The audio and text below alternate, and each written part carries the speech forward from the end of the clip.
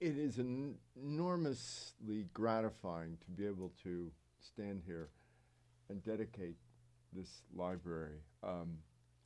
When I joined MacDowell's board, I didn't know what to do, but I wrangled my way onto the design committee for the library, and it was fun. And so when I look and I see every little thing here, I know that we talked about it, perhaps endlessly, but we did talk about it. And it was fun working with Billy and Todd, the architects. And now it's just fun to be part of this dedication to one of MacDowell's most compelling colonists. So thank you all for being here. And next up is Professor Macy.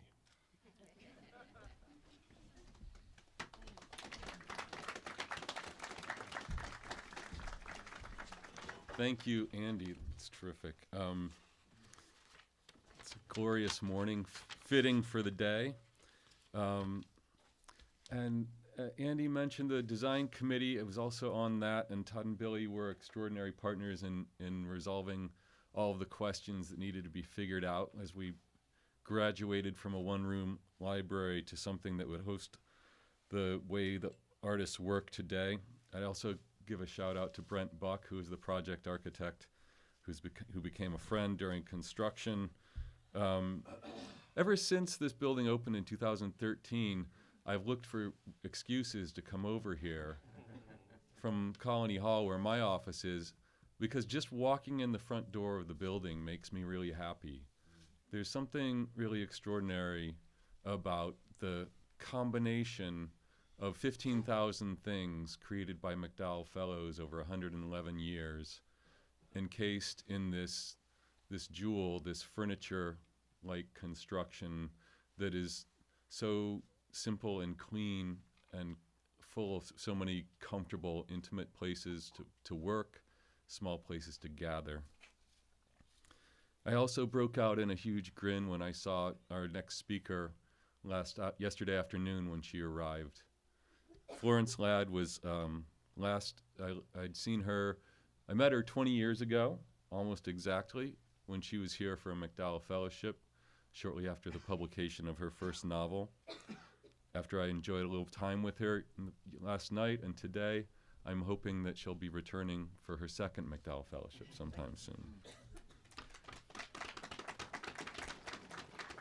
She's an educator. In addition to being a writer, she's taught at Simmons and Harvard and Istanbul. She's had various leadership roles at MIT, Wellesley, and at Radcliffe's Bunting Institute. She serves on the boards of the Boston's MFA and Hampshire College. And earlier this year, she was recognized with a W.B. Du Bois Medal. Please give a warm welcome to Florence Ladd.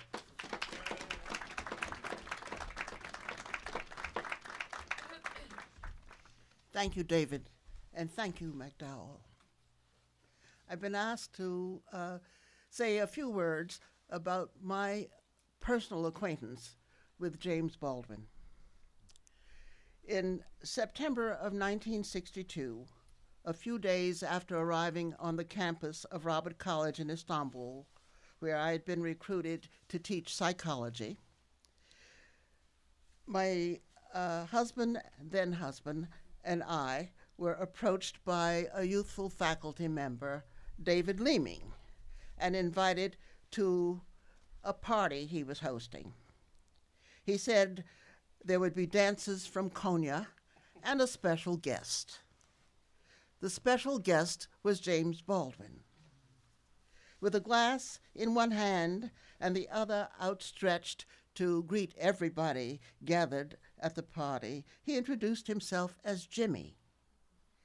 As the three of us, Jimmy, my then husband, and I, were the only African Americans at the party, and perhaps in all of Istanbul, we immediately assumed the shared weight of cultural and racial baggage. Acquainted with his works and attracted to his arresting eyes, throaty laughter, and social ease, I instantly wanted to become better acquainted with Jimmy.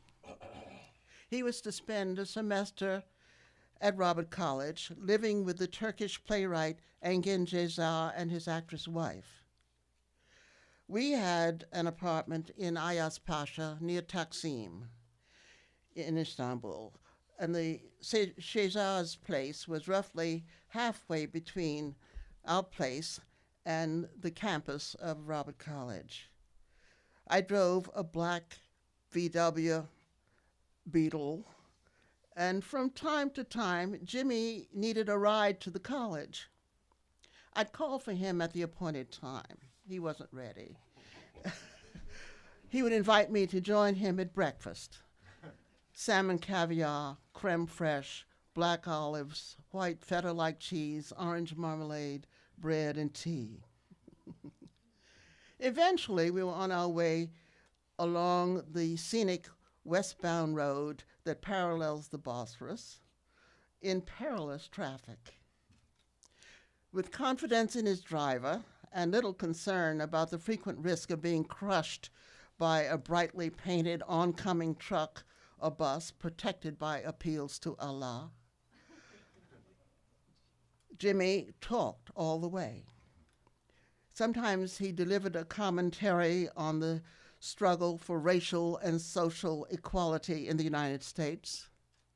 Sometimes his discourse was on the works of Henry James, Joseph Conrad, or one of his contemporaries, Mailer, Bellow, or Roth. And he sometimes talked about his work in progress, Blues for Mr. Charlie. Driving with Jimmy's continuous monologue was exciting and distracting. Our apartment was the setting for occasional gatherings for drinks or dinner with Jimmy, David Leeming, and others in their entourage. The conversations, always lively, carried us back and forth across the Atlantic. Political, racial, and socioeconomic issues were the major themes. Family relationships, flirtations, and affairs were minor matters. Jimmy's remarks, often prophetic pronouncements about the political propensities of the United States, dominated the discussions. We drank Turkish vodka infused with lemon zest and dined until midnight. During one such occasion, Jimmy asked my husband and me if we would read a draft of Blues for Mr. Charlie. We were thrilled. He wanted to know if the characters were authentic, their voices credible. We were fascinated by the narrative and expressed admiration and encouragement for the work, a work that since has captured the interest of actors and audiences for decades. The last time I saw Jimmy was on August 2nd in 1987. His health was declining and his reputation had declined. It was a small gathering that included his neighbors in Saint-Paul-de-Vence and a few friends. He had invited some celebrities who didn't come, and he was disappointed and in a way felt that his reputation and his celebrity had declined. He felt nobody knew his name at that time. Well, I wish he could know what's happening now. In recent times, the interest, scholarly interest, and political interest in the works of James Baldwin are at an all-time high. There is a James Baldwin Review at Hampshire College. There is a program for James Baldwin scholars. There are films and exhibitions about James Baldwin. There are international conferences biannually dedicated to his works and his legacy. And I ask Gloria Baldwin Carifa Smart if there are other buildings named for James Baldwin.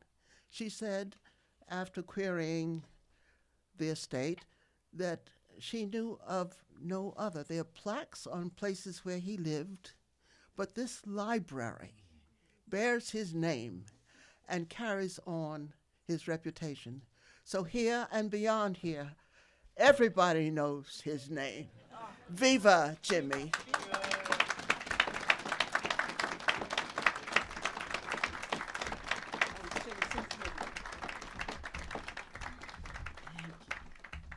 Oh, what a beautiful story and a beautiful storyteller. I'm just so glad everybody's here to bear witness to this dedication when I know you could be climbing Mount Monadnock or going for a hike, but this is the place to be on this special day. I just wanted to say just a couple of words. The program contains more information about the library and Baldwin's work, but I just wanted to say personally that it's not often that somebody comes along who not only rises to the call of his times once, but importantly during the height of a moment or a movement, meaning the 60s.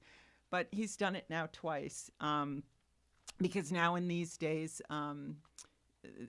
we need someone like James Baldwin more than ever, so he is invoked constantly if you start listening for it. This important movement to make equality and goodness a reality is something that I think is very much needed. And I wish that Baldwin could have been recognized for his writing alone, because that would mean that the struggle was over, that we would recognize him for his eloquence and his intelligence, his immaculate choice of words, and the beauty of his expression. The Baldwin family, who I've had the good fortune to speak with, and also to the Baldwin estate, Eileen Ahern, who has been so helpful, and I wanted to acknowledge, they emphasized that they were honored, that he was being honored by the colony for his writing, because this library is a symbol of all the various talents that Baldwin had. Poetry, he loved film, he loved, literature, of course. He loved music. He loved all the things that MacDowell is, which is why I think he thought of this place as a place he could be and feel at home. He and Polly Murray were the first two African Americans to come to the colony back in 1954. And just the other day, Kevin at the Schomburg Center did a wonderful evening about Polly Murray and her incredible impact on our culture and society. And I invite you to learn more about Polly Murray as well. So I wanted to say that when the day comes when we're not struggling, his writing, we hope, will be picked up by his fellow artists who are in residence. And as Florence said, that's already starting to happen. He's being brought back into his rightful place. We're particularly excited about the Baldwin family donation of the amazing portrait of him as a young man. It was done by his longtime friend and painter, Beaufort Delaney. There are many Delaney portraits hanging in museums, and this one is marvelous because it is joyful and it shows Baldwin's, what I call his hope of heart. Despite it all, he loved his fellow man. So please do look at us when you walk in. Obviously, there's much more work to do in recognizing talent and keeping the culture representative of all of our fellow citizens. The Baldwin Initiative that you'll be hearing more about is designed to help bring the opportunity of MacDowell to every talented person we can. And the MacDowell mission was written like the Constitution in a timeless way, a timeless value system of equity, that no social distinction shall determine who makes use of the place. The colony is a quintessentially American in that regard, and a national treasure that each generation has a responsibility to ensure. We've done pretty well so far, but it is up to all of us, and I hope you'll pass it on to your children and young friends. And I want to now introduce Kevin Young. I said last night when we gathered that there was no one better in the country to talk about Baldwin, literature, and our culture, and Baldwin's impact on his culture, on this culture. Kevin, who has been in residence at MacDowell 6 times between 1993 and 2013, is the award-winning author of 13 books of poetry and prose and editor of 8 others. He's a busy man. His nonfiction book, Bunk, won the Ainsfield Wolf Prize, was longlisted for the National Book Award, a finalist for the Penn Gene Stein Award and the National Book Critics Circle Award in Criticism, and was a New York Times notable book. His latest book of poems, Brown, was recently featured on The Daily Show with Trevor Noah. He is now the director of the Schomburg Center for Research in Black Culture and the poetry editor of The New Yorker. I welcome Kevin Young.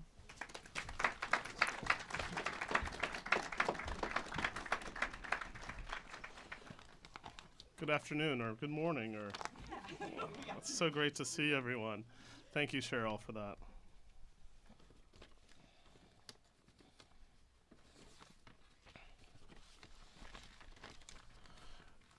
Notes of a Native Son. No name in the street.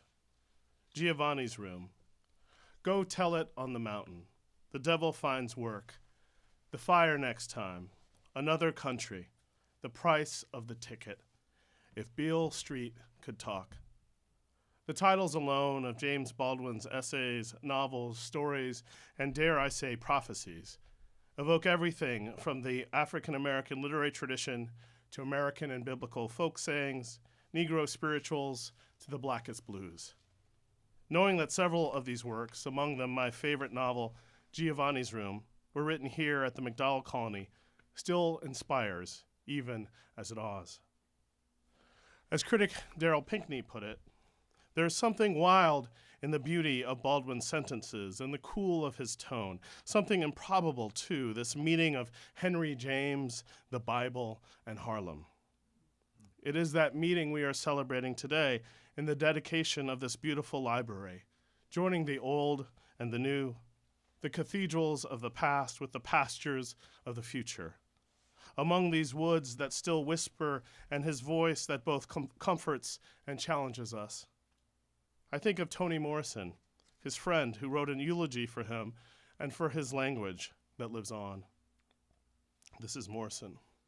You knew, didn't you, how I needed your language and the mind that formed it, how I relied on your fierce courage to tame wildernesses for me, how strengthened I was by the certainty that came from knowing you would never hurt me. You knew, didn't you, how I loved your love. You knew.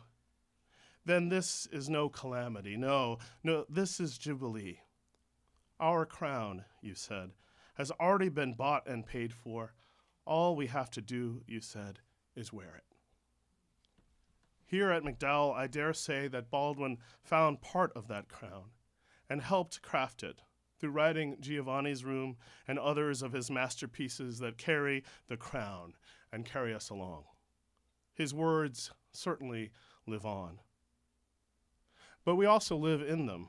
Baldwin's expansive capacity in his prose and by all accounts his person tames wildernesses the way the MacDowell Colony does. Not to say this place isn't still wild and welcoming, but it's tame yet frisky, like the resident director David Macy's dog.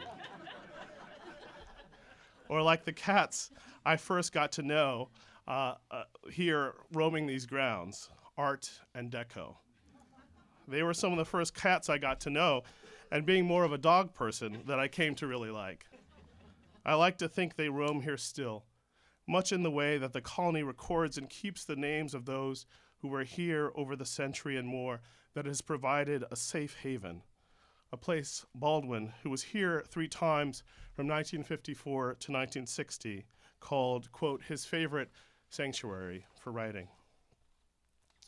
Sanctuary is something we need more of.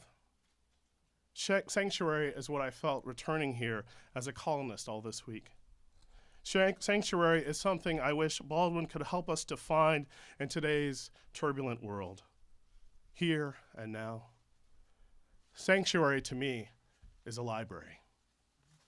Baldwin thought so too. Quote, "You think your pain and heartbreak are unprecedented in the history of the world, but then you read."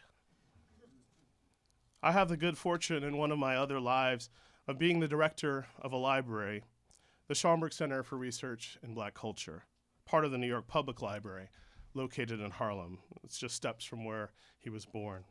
And it was the very library that he said he read every book in. We've been around 93 years, so MacDowell has us beat in terms of age.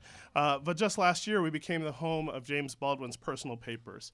40 linear feet of drafts and discussions of yellow-lined paper covered in his distinctive hand, typewritten poems and plays and novels, page proofs, and a larger proof of his industry and effort, all of which a place like MacDowell helped make possible. When the papers returned to the Harlem of his birth, I felt he was coming home.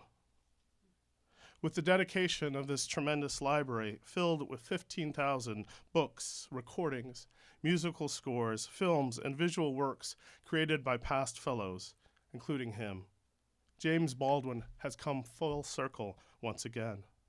His work and its efforts to see with those big eyes of his, to read people and situations as well as books, is still alive here.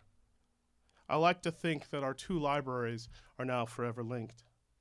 For what we must remember is that libraries, and indeed literature, music, art, is alive. It remains so, as long as you can open a book and discover what awaits, can plug in and listen to a composer no longer with us but with us always, as long as we can open these doors and enter into a place of words and art and endless music, a place very much like Baldwin's writing itself. Baldwin is for the ages because he remains current without worrying about being stylish. He lasts like the MacDowell colony does because he too has managed to artfully incorporate change with constancy. As he said in his early autobiographical notes, "I love to eat and drink. It's my melancholy conviction that I've scarcely ever had enough to eat. This is because it's impossible to eat enough if you're worried about the next meal. And I love to argue with people who do not disagree with me too profoundly. And I love to laugh." MacDowell provides a place where that worry about meals is all but gone. And you get to agree with people who don't disagree too profoundly, or at least loudly. And oh, how we love to laugh. James Baldwin is one of our greatest writers, and may his spirit and memory bless the MacDowell colony and the newly dedicated James Baldwin Library, a sanctuary of art, writing, and life evermore.